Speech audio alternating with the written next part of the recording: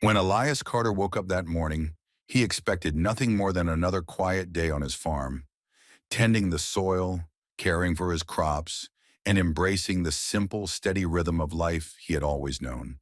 But fate had other plans.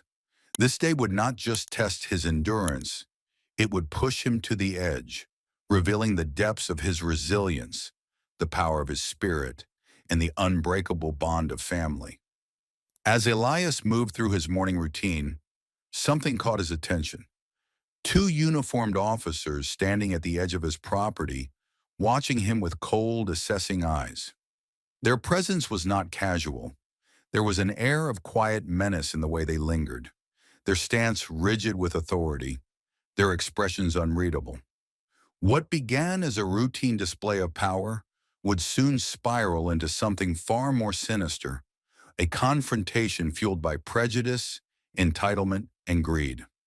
But Elias Carter was not a man who bowed easily. Beneath his humble appearance lay a legacy of strength, a history of endurance passed down through generations.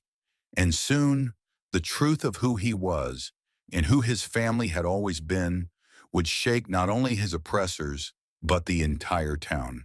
This is a story of courage, a story of standing firm in the face of injustice, and it starts here. Before we dive into Elias's powerful journey, let us know in the comments where you're watching from. If you're ready to be inspired, don't forget to hit that subscribe button. The morning sun cast long, golden streaks across Elias's farm as he moved through his chores.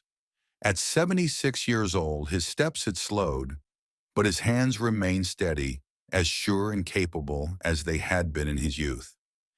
Decades of labor had carved deep lines into his weathered skin, each one telling a story of perseverance. His silver hair was cut close, his frame lean but strong, honed by a lifetime of hard work. He knelt in the soil, fingers brushing gently against the tender green leaves of his young corn crop. "You're coming along just fine," he murmured, a quiet satisfaction in his voice. His farm wasn't large by modern standards, just 25 acres, but every inch of it was cared for with meticulous devotion. The fields stretched in neat, perfect rows, the fences were sturdy, and the red barn stood freshly painted, a proud testament to the land's history. His white farmhouse, modest yet welcoming, sat at the end of a dirt driveway, its porch swept clean, despite the ever-present dust of Georgia's red clay. This land was more than just property. It was legacy. It was blood and sacrifice. 3 generations had worked this soil, beginning with his grandfather, who had purchased it after emancipation. Elias felt that history in his bones, in every step he took across the fields. It was more than just earth beneath his feet. It was proof that his family had endured, that they had built something lasting, despite every force that had tried to take it from them. Later that morning, Elias climbed into his old but well-kept pickup truck, the engine rumbling beneath him like a familiar old friend. He steered onto the dirt road, the weight of the morning sun pressing against his back as he made his way into town for supplies. As he pulled into Carson's general store, he had no way of knowing that before the day was over, his strength would be tested like never before. The cheerful jingle of the bell above the door rang through Carson's general store as Elias Carter stepped inside, the warm scent of coffee and freshly stocked produce greeting him. "Good morning, Mr. Carter," called James Carson, the young shopkeeper, his face lighting up with an easy smile. "How are those watermelons coming along?" Elias gave a rare, soft smile in return, a quiet glimmer of pride in his eyes. "Coming along fine. Should have the first batch ready in a couple of weeks." James nodded approvingly. "Mom will be glad to hear that. Nobody's watermelons can compare to yours, Mr. Carter." As Elias moved through the store, collecting the supplies he needed, he couldn't help but notice the subtle but familiar shifts in the way people responded to his presence. Mrs. Harrison, the retired school teacher, offered him a polite nod as she passed, her expression warm but reserved. In contrast, Bill Whitaker and his teenage son quickly averted their eyes, stepping aside as if the very air around Elias was something to avoid. The unspoken racial divide of the town was woven into these quiet moments, as much a part of the fabric of daily life as the cracked pavement on Main Street.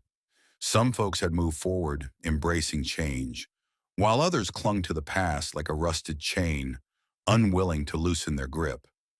James, ever perceptive, glanced at Elias as he rang up his purchases. Lowering his voice, he said, "Don't mind them, Mr. Carter. Some folks just can't move with the times." Elias let out a soft chuckle, though it was laced with something heavier. "Been that way all my life, son.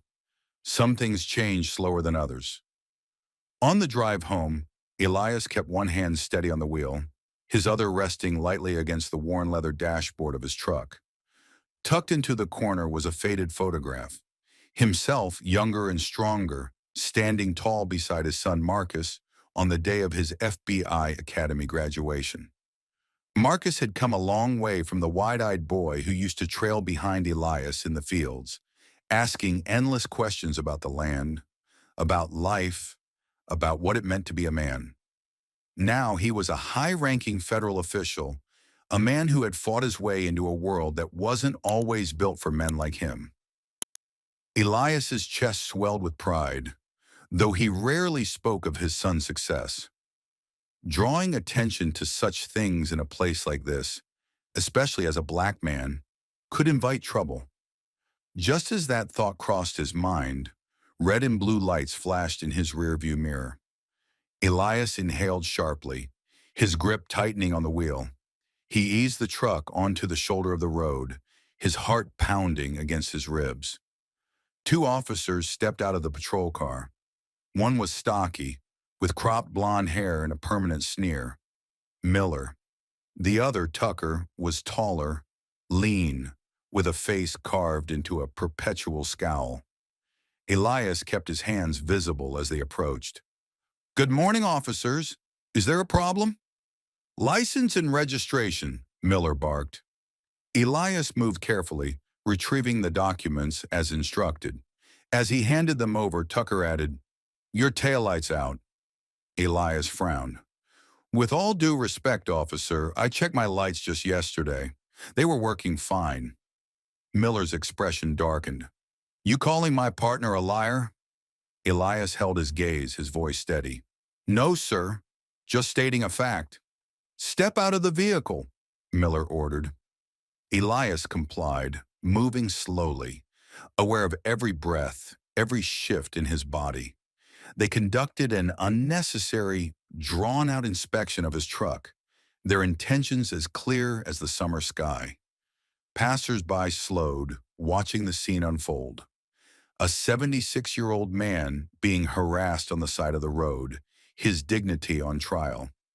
After what felt like an eternity, Tucker clicked his tongue. "Well, would you look at that?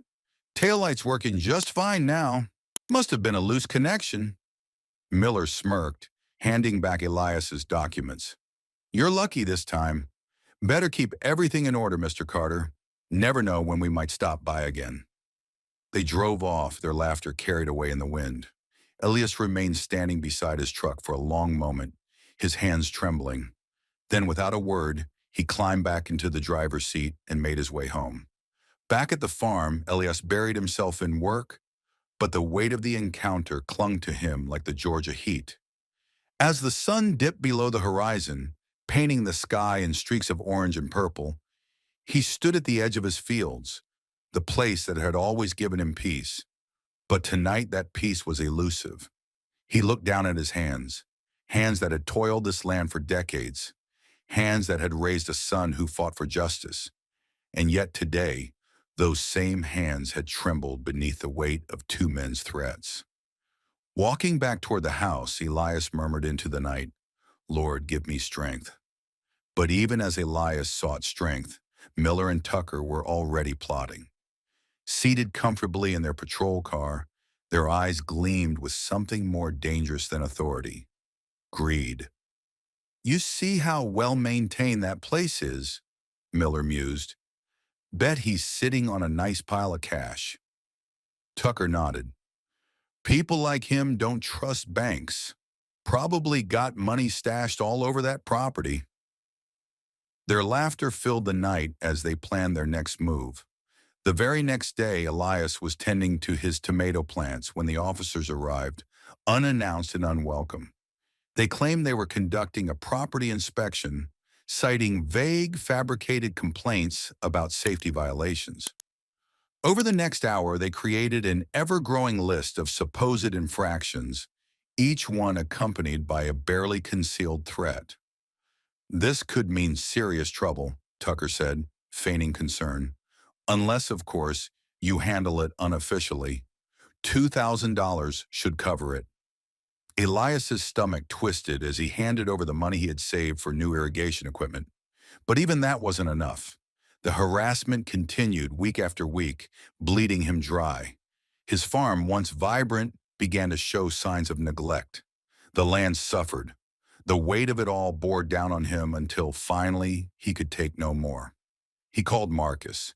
His son's fury was immediate, his promise unwavering. "I'll take care of it, Dad." Within days, Marcus initiated a full-scale investigation. The corruption of Miller and Tucker unraveled swiftly, exposing years of extortion and abuse. The day they returned to Elias's farm for their next shakedown, Marcus was waiting, flanked by a team of federal agents. The confrontation was swift and decisive. Handcuffs snapped into place. The men who had wielded fear like a weapon were dragged away in disgrace, their reign of intimidation shattered. The town reeled from the revelations, but in the wake of darkness came light. People who had once stayed silent now stood together, determined to ensure justice endured. 3 months later, Elias's farm was no longer a place of struggle. It was a symbol of resilience. Volunteers gathered to restore the land, planting hope alongside the crops. The town, once divided, began to mend.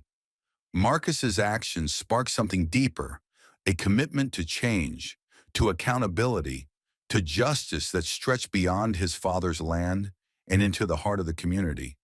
As Elias stood in his fields, the sun dipping low in the sky, he knew the truth in his bones. His legacy would endure, not just in the soil beneath his feet, but in the fight for justice, in the unity of a people who refuse to be broken, and in the knowledge that no matter the storm, the roots of courage run deep.